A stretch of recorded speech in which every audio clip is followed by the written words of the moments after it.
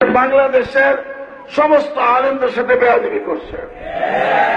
তার সাথে দরবারি কিছু আলেম থাকে, একজন বলতেছিলাম আলেম নাম কেন প্রাণ বেরো আসে, সে বলে যে প্রধান বিচারপতি তাহাজ্জুদ গুজার পরহেজগার, নাম আমি বললাম না, এরকম তাহাজ্জুদ গুজার পরহেজগার যে দুর্গা মা দরকার, আল্লাহ বাদ দিয়া এরকম বিচারপতি আমাদের দরকার নাই। দুই, শেখ হাসিনা, পরিষ্কার আমি বলছি, তোমার এই পুলিশ বাহিনী, আর্মি, বিডিআর সকলকে আমি লক্ষ্য করে বলছি, ক্ষমতা আমাদের হাতে আসতে পারে। পুলিশ, ডিসি, এসপি আমাদের কর্মীদের উপর, আমাদের লোকদের উপর যদি কেনা চোখে তাকাও, চোখ উঠে ধরা হবে।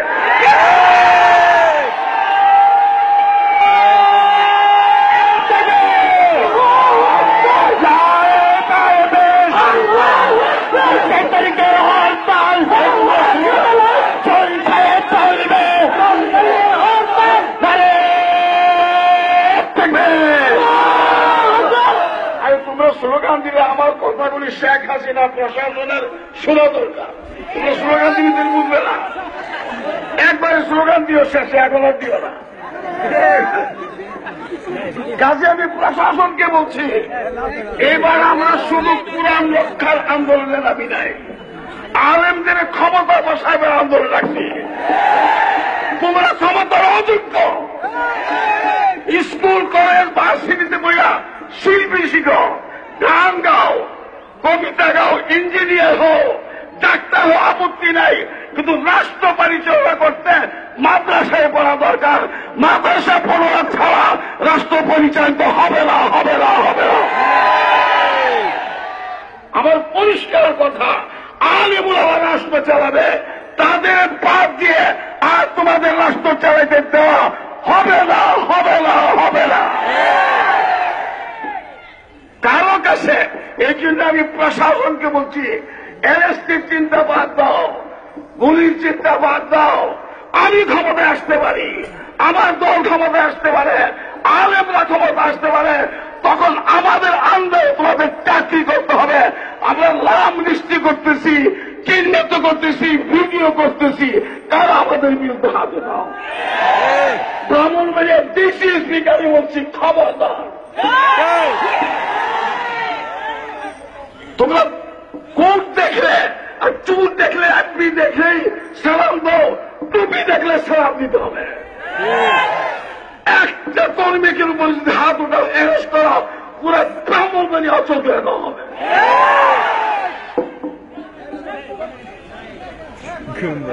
দ্বিতীয় কথা হইল আমার 4 এপ্রিল হরতাল। 4 এপ্রিল হরতাল আমরা রাখছি কোরআনের ইজ্জত রক্ষার জন্য। সারা দেশ থেকে সমর্থন আসতেছে, ওলামা এখানেও সমর্থন জানাইছে। 4 এপ্রিল হরতাল পালন করার জন্য জেলে যেতে কারা কারা আছে।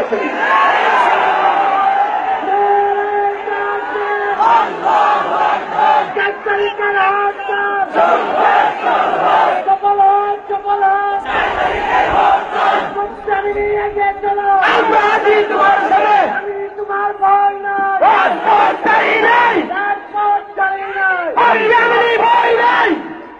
4 এপ্রিল হরতালে আমি চাই বাংলাদেশের সমস্ত জেলখানায় সরকার অ্যারেস্ট করতে চায়, লক্ষ লক্ষ আলেম জেলে দিতে প্রস্তুত আছে।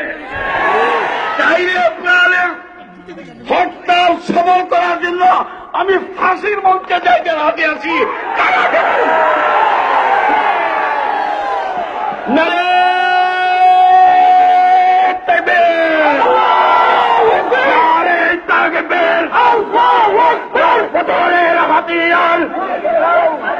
গাড়ি ছিল চোখ আরেকবার, এক এক অ্যাকশন, কোরআনের অ্যাকশন, আলেমার অ্যাকশন, 4 তারিখের হরতাল চলবে,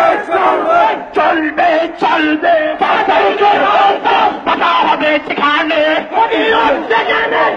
হবে সেখানে,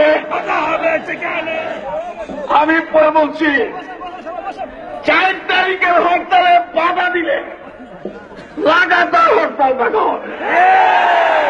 4 তারিখের হরতালে বাধা দিলে ঢাকা অবরোধ করা হবে। 4 তারিখের হরতালে বাধা দিলে সমস্ত দেশ অচল করে দেওয়া হবে। আমাদের ধৈর্যের সীমা শেষ হয়ে গেছে। 4 নম্বর কথা, 4 নম্বর পত্রিকায় সিরাজ হিসাব যেরকম বলছেন, আমি অনুরোধ করে আনছি যে ব্রাহ্মণবাড়িয়াতে জিএমবির বাতাস চলতেছে, এলাকা শুরু করছে।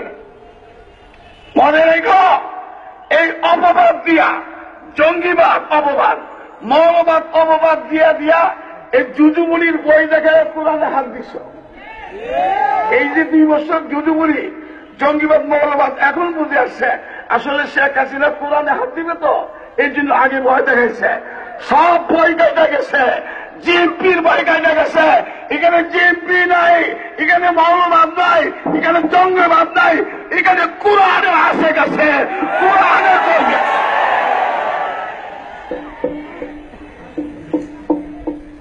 পঞ্চম কথা, মিস্টার সরওয়ার্দী একটা কথা বলছিল, আমার স্বপ্ন উঠেছে যে আলেমদের এক হইতে দিল, কারণ আলেমদের এক হইতে দিলে ক্ষমতা তাদের হাতে চলে যাবে। এই আওয়ামী লীগ কন, বিএনপি কন, জাতীয় পার্টি কন, যত রাজনৈতিক দল, এদের ভিতরে বিএনপি আমার দল, তারপর আমি করি। এই মরসটা অ্যালার্জি আছে, আলেমরা এক হইতে না পারে। এখন কোরআন দিয়ে সারা বাংলাদেশের আলেম এক হয়ে গেছে। কাজী এখন আলেমদের হাতে ক্ষমতা আসার আর কোনো বাধা নাই। তবে একমাত্র বাধা হইল কিছু সরকারি আলেম, আকবরী আলেম, ফয়েজি আবুল ফায়েজের ভূমিকা যারা পালন করতেছ, তোমাদের কামরা থাকবে না। এই দেশের সর্বশেষ কথা, আমাদের আত্মা হইল কোরআন। আমাদের আত্মা হইল কি? কোরআনের উপরে শেখ হাসিনা তার মন্ত্রিসভা হাত রাখছে।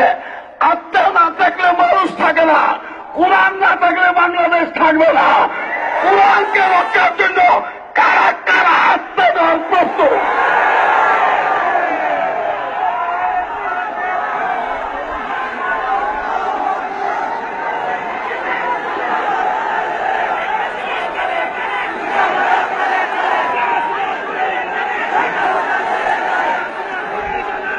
আজকের মতন এখানে শেষ করতেছি, দোয়া করবেন। এখন সকলে জুড়ে বলেন 4 তারিখ হরতাল, হরতাল, 4 তারিখের হরতাল, 4 তারিখের হরতাল, চলছে চলবে, 4 তারিখের হরতাল, 4 তারিখের হরতাল, চলছে চলবে, চলছে চলবে, 4 তারিখের হরতাল। ঢাকা অবরুদ্ধ হবে। 4 তারিখের হরতালে বাধা দিলে সমস্ত দেশ অচল করে দেওয়া হবে। আমাদের ধৈর্যের সীমা শেষ হয়ে গেছে। 4 নম্বর কথা, 4 নম্বর পত্রিকায় সিরাজ হিসাব যেরকম বলছেন, আমি অনুরোধ করে আনছি যে ব্রাহ্মণবাড়িয়াতে জিএমবির বাতাস চলতেছে, এলাকা শুরু করছে। মনে রেখো, এই অপবাদ দিয়া, জঙ্গিবাদ অপবাদ, মৌলবাদ অপবাদ দিয়া দিয়া এই জুজুমুনির বই দেখে কোরআনে হাত দিচ্ছ। এই যে 2 বছর জুজুমুনি জঙ্গিবাদ মৌলবাদ এখন বুঝে আসছে আসলে শেখ হাসিনা কোরআনে হাত দিবে, তো এই জন্য আগে ভয় দেখাইছে। সব ভয় কেটে গেছে, জিএমপির ভয় কেটে গেছে। এখানে জিএমপি নাই, এখানে মৌলবাদ নাই, এখানে জঙ্গিবাদ নাই, এখানে কোরআনে আসে গেছে। কোরআনে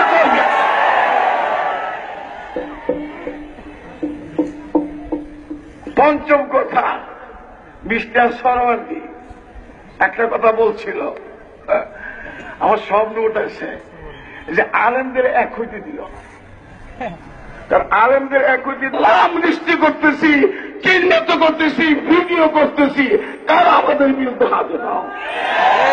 ব্রাহ্মণবাড়িয়া ডিসি স্পিকারই বলছি, খবরদার তোমরা কোট দেখলে আর চুল দেখলে আপনি দেখলেই সালাম দাও, টুপি দেখলে সালাম দিতে হবে।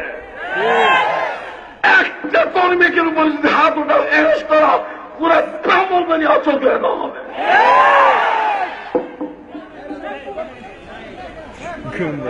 দ্বিতীয় কথা হইল আমার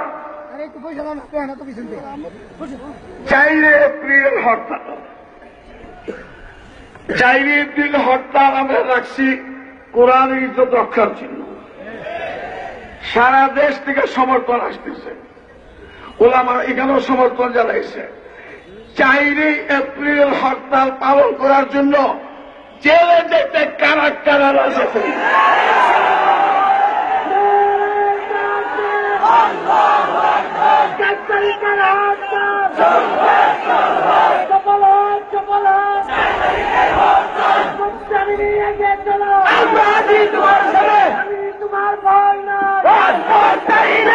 বাংলাদেশের সমস্ত আলেমদের সাথে বেয়াদবি করছে।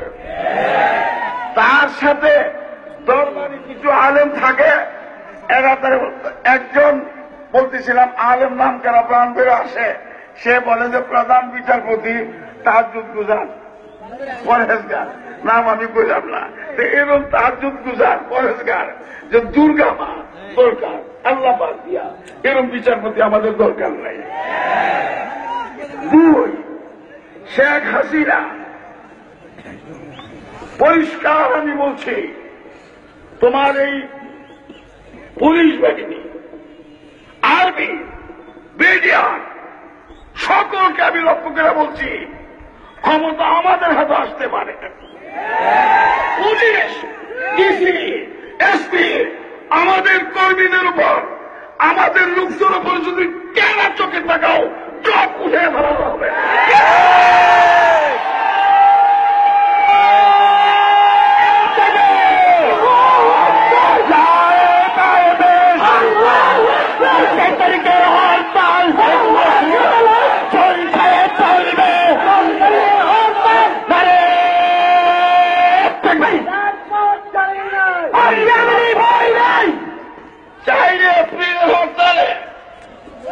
আমি চাই বাংলাদেশের সমস্ত জেলখানায় সরকার অ্যারেস্ট করতে চায়, লক্ষ লক্ষ আলেম জেলে দিতে প্রস্তুত আছে।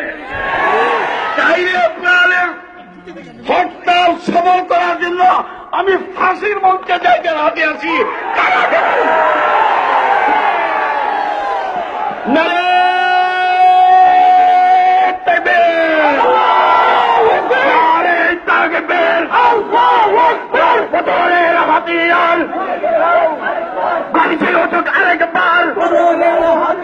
অ্যাকশন, কোরআনের অ্যাকশন, আলেমার অ্যাকশন, 4 তারিখের হরতাল চলবে চলবে, কথা হবে সেখানে, লাই হবে সেখানে।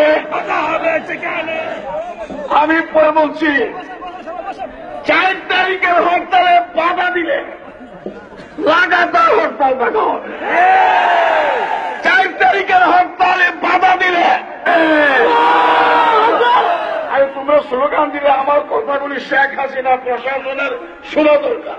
তোমরা স্লোগান দিলে তুমি বুঝবে না, একবারে স্লোগান দিও, শেষে এখন আর দিও না।